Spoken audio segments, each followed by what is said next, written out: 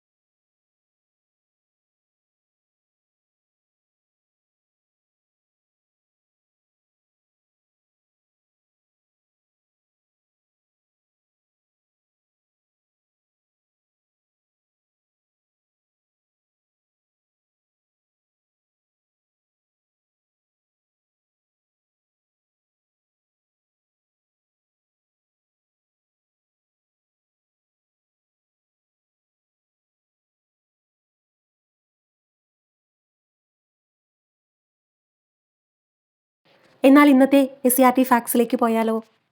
പകർച്ചപ്പനി ബാധിച്ച് ചികിത്സയ്ക്കായി എത്തിയിരിക്കുന്ന ഒരു കുഞ്ഞിൻ്റെ ചിത്രത്തോടെയാണ് പാഠഭാഗം ആരംഭിക്കുന്നത്. ഒരാളിൽ നിന്നും മറ്റൊരാളിലേക്ക് പകരുന്ന രോഗങ്ങൾ ഏതൊക്കെയാണ്? ഡെങ്കിപ്പനി, മഞ്ഞപ്പിത്തം പോലെയുള്ള രോഗങ്ങൾ. പകരാത്ത രോഗങ്ങളാണ് ക്യാൻസർ, പ്രമേഹം മുതലായ രോഗങ്ങൾ.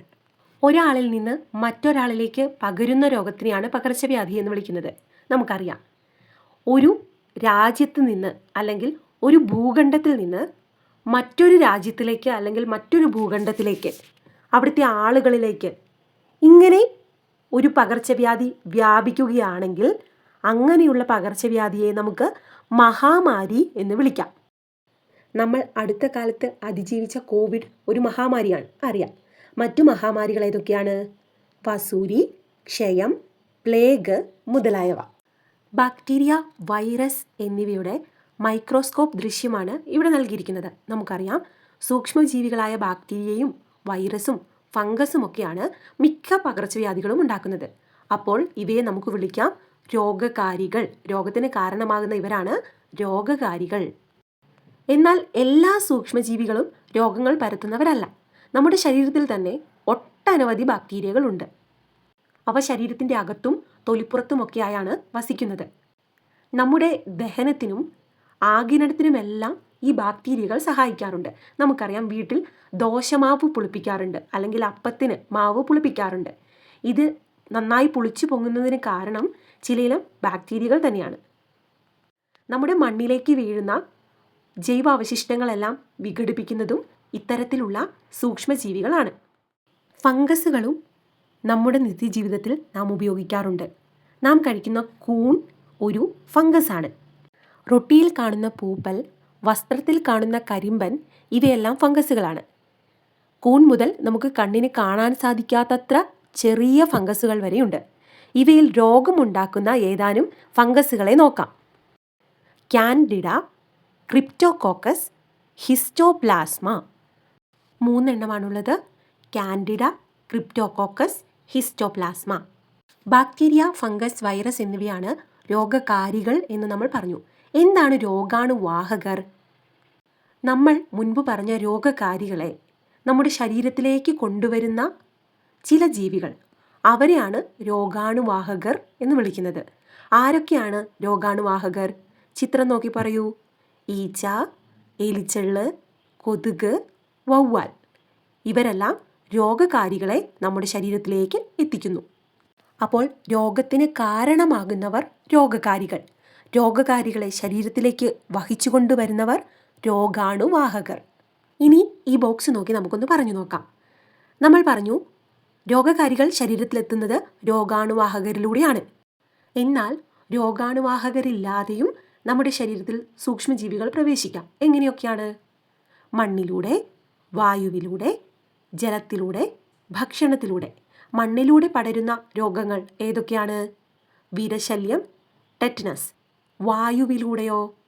ക്ഷയമാണ്, ട്യൂബർകുലോസിസ്. ജലവും ഭക്ഷണവും വഴി വരുന്നതാണ് ടൈഫോയിഡ്. രോഗാണുവാഹകരിൽ പെടുന്നത് ഈച്ച, ചെള്ള് എന്നൊക്കെ നമ്മൾ പറഞ്ഞു. അവർ മാത്രമാണോ രോഗാണുവാഹകർ? നമ്മൾ മനുഷ്യരും പക്ഷികളുമൊക്കെ രോഗാണുവാഹകർ തന്നെയാണ്. മനുഷ്യരിലൂടെ പടർന്നു പിടിക്കുന്ന ഒരു അസുഖമാണ് കുഷ്ഠം. ഈച്ച, കൊതുക്, എലി മുതലായവ പെരുകുന്ന സാഹചര്യങ്ങൾ ഏതൊക്കെയാണെന്ന് നമുക്കറിയാം. വൃത്തിയില്ലാത്ത സാഹചര്യങ്ങളിൽ ഇത്തരം ജീവികൾ പെരുകുന്നു. ഇവിടെ ഈ ഒരു ബോക്സിൽ നൽകിയിരിക്കുന്നത് രോഗങ്ങൾ വരാതിരിക്കാൻ നമ്മൾ ശ്രദ്ധിക്കേണ്ട ചില കാര്യങ്ങളുമാണ്. നിസ്സാരമായ കാര്യങ്ങളാണെന്ന് തോന്നാം, എന്നിരുന്നാലും സ്റ്റേറ്റ്മെൻറ്റ് ടൈപ്പ് ക്വസ്റ്റ്യൻസിൽ നമുക്ക് ചിലപ്പോൾ ഈ പോയിന്റ്സ് കയറി വരാം. അതുകൊണ്ട് നമുക്കൊന്ന് വായിച്ചു പോകാം. കോളറ, ടൈഫോയിഡ്, മഞ്ഞപ്പിത്തം ഇങ്ങനെയുള്ള അസുഖങ്ങൾ പടരുന്നത് ആഹാരത്തിലൂടെയും ജലത്തിലൂടെയുമാണ്. ഇത്തരം രോഗങ്ങൾ വരാതിരിക്കാൻ നാം എന്തെല്ലാം കാര്യങ്ങൾ ശ്രദ്ധിക്കണം? പഴങ്ങളും പച്ചക്കറികളും കഴുകി ഉപയോഗിക്കണം. ഭക്ഷണ സാധനങ്ങൾ അടച്ചു സൂക്ഷിക്കണം. തിളപ്പിച്ചാറിയ വെള്ളം മാത്രം കുടിക്കണം. ക്ഷയം, ഇൻഫ്ലുവൻസ, 5-ാം പനി, പിന്നെ നമ്മൾ കടന്നുപോയ കോവിഡ് ഇവയെല്ലാം പടരുന്നത് വായുവിലൂടെയും സമ്പർക്കത്തിലൂടെയുമാണ്. ഇത്തരം രോഗങ്ങൾ വരാതിരിക്കാൻ എന്തെല്ലാം ചെയ്യണം? രോഗികളുമായിട്ടുള്ള സമ്പർക്കം പരമാവധി ഒഴിവാക്കുക. രോഗിയുടെ തൂവാല, വസ്ത്രങ്ങൾ ഇങ്ങനെയുള്ളതൊന്നും നമ്മൾ ഉപയോഗിക്കരുത്. പ്രത്യേകിച്ച് മാസ്ക് ഒരു കാരണവശാലും മാറി ഉപയോഗിക്കരുത്. വ്യക്തി ശുചിത്വം പാലിക്കുക എന്നത് തന്നെയാണ് ഏറ്റവും അനിവാര്യമായ കാര്യം. ടൈഫോയിഡ്, ടെറ്റനസ് മുതലായവ മണ്ണിലൂടെയും മലിനജലത്തിലൂടെയും ഒക്കെയാണ് പകരുന്നത്. ഇത്തരം രോഗങ്ങൾ വരാതിരിക്കാൻ എന്തെല്ലാം ചെയ്യണം? മണ്ണിൽ ചവിട്ടുമ്പോൾ ചെരുപ്പ് ഉപയോഗിക്കുക. ശരീരത്തിൽ എന്തെങ്കിലും മുറിവുകൾ വന്നാൽ മലിനജലവുമായി നേരിട്ട് സമ്പർക്കത്തിൽ വരാതെ സൂക്ഷിക്കുക. മണ്ണും ചെളിയും പുരണ്ടാൽ കൈകാലുകൾ സോപ്പിട്ട് കഴുകുക എന്നിങ്ങനെയാണ് നമുക്ക് ചെയ്യാൻ സാധിക്കുന്ന കാര്യങ്ങൾ. സൂക്ഷ്മജീവികൾ കൊണ്ട് മനുഷ്യർക്കുണ്ടാകുന്ന രോഗങ്ങളാണ് നമ്മൾ ഡിസ്കസ് ചെയ്തത്. മനുഷ്യർക്ക് മാത്രമാണോ ഇത്തരം രോഗങ്ങൾ ഉണ്ടാകുന്നത്? ഈ പത്രക്കട്ടിങ്ങുകൾ നോക്കുമ്പോൾ നമുക്ക് മനസ്സിലാകും പക്ഷികൾക്ക് ഇങ്ങനെ പകർച്ചവ്യാധികൾ ഉണ്ടാകാറുണ്ട്. സസ്യങ്ങളിലോ? നെല്ലിലെ തവിട്ട് ഇലപ്പുള്ളി, പയറിലെ മൊസൈക്ക് രോഗം, തെങ്ങിലെ കൂമ്പു ചീയൽ എന്നിവയെല്ലാം പകർച്ചവ്യാധികളാണ്. പലവിധ അസുഖങ്ങൾ പലർക്കും പല വിധത്തിലാണ് വ്യാപിക്കുക. നമ്മുടെ വീടുകളിൽ ചിലപ്പോൾ ചിലർക്ക് എന്തെങ്കിലും അസുഖം വന്നു എന്ന് വിചാരിക്കുക. എങ്കിൽ എല്ലാവർക്കും ഈ അസുഖം വരണമെന്നില്ല. അപ്പോൾ അവർക്ക് എന്തുകൊണ്ട് അസുഖം വന്നില്ല എന്ന് ചോദിക്കുമ്പോൾ നമ്മൾ പറയാറുണ്ട് അവർക്ക് നല്ല രോഗപ്രതിരോധ ശേഷി ഉണ്ട് എന്ന്. രോഗപ്രതിരോധ ശേഷി എല്ലാവർക്കും ഒരുപോലെയല്ല. എന്താണ് രോഗപ്രതിരോധ ശേഷി?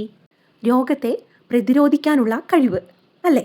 എന്നാൽ രോഗാണുക്കൾ ശരീരത്തിൽ പ്രവേശിച്ചാൽ അവയെ നിയന്ത്രിക്കാനും ചെറുത്തു നിൽക്കാനുമുള്ള സ്വാഭാവികമായ ഒരു കഴിവ് ശരീരത്തിനുണ്ട്. ഇതിനെയാണ് സ്വാഭാവിക രോഗപ്രതിരോധ ശേഷി എന്ന് പറയുന്നത്. എങ്കിൽ ഈ കഴിവ് കുറവുള്ള ആളുകൾ എന്തു ചെയ്യും? അവർക്ക് പ്രതിരോധ കുത്തിവയ്പ്പുകൾ നൽകും. ഇങ്ങനെ പ്രതിരോധ കുത്തിവയ്പ്പുകളിലൂടെ നമ്മുടെ ശരീരത്തിന് കിട്ടുന്ന രോഗപ്രതിരോധ ശേഷിയെ വിളിക്കുന്ന പേരാണ് ആർജിത രോഗപ്രതിരോധ ശേഷി. നമ്മുടെ ശരീരത്തിൽ നമുക്ക് ഇന്നേറ്റ് ആയിട്ടുള്ളത് സ്വാഭാവിക രോഗപ്രതിരോധ ശേഷിയും നമ്മൾ ആർജിച്ചെടുക്കുന്ന പ്രതിരോധ കുത്തിവയ്പ്പുകളിലൂടെ നമ്മൾ ആർജിച്ചെടുക്കുന്നവയെ ആർജിത രോഗപ്രതിരോധ ശേഷി എന്നും പറയും. പോളിയോ, ഹെപ്പറ്റൈറ്റിസ് ബി മുതലായ പകർച്ചവ്യാധികൾക്കെതിരെ സ്വാഭാവികമായ ഒരു പ്രതിരോധശേഷി ഉണ്ടാക്കിയെടുക്കുക എന്നുള്ളത് മനുഷ്യ ശരീരത്തിന് സാധിക്കുന്ന കാര്യമല്ല. അപ്പോൾ നമ്മൾ ഇത്തരം പ്രതിരോധ കുത്തിവയ്പ്പുകളെ ആശ്രയിക്കാറുണ്ട്. മനുഷ്യൻ്റെ നിലനിൽപ്പിന് തന്നെ ഭീഷണിയായിരുന്ന വസൂരി, പ്ലേഗ്, പോളിയോ മുതലായ മഹാമാരികളിൽ നിന്നും നമ്മൾ അതിജീവിച്ചത് ഇത്തരം പ്രതിരോധ കുത്തിവയ്പ്പുകളിലൂടെയാണ്. 2 വാക്സിനേഷൻ ചാർട്ടുകളാണ് ഇനി കാണാൻ പോകുന്നത്. ഓരോ വാക്സിൻ്റെ പേരുകളും അതുപോലെ അത് ഏത് സമയത്താണ് വാക്സിൻ കൊടുക്കുന്നത് എന്നതും ഒന്ന് മനസ്സിരുത്തി പഠിക്കണേ. വീഡിയോ ഒന്ന് പോസ് ചെയ്ത് നോട്ട്സ് എഴുതിയെടുക്കണേ. ഇത്രയും ഫാക്ടേഴ്സാണ് ഈ ചാപ്റ്ററിൽ നമുക്ക് നോക്കാനുള്ളത്. മറ്റൊരു വീഡിയോയുമായി അടുത്ത ദിവസം കാണാം. Thank you.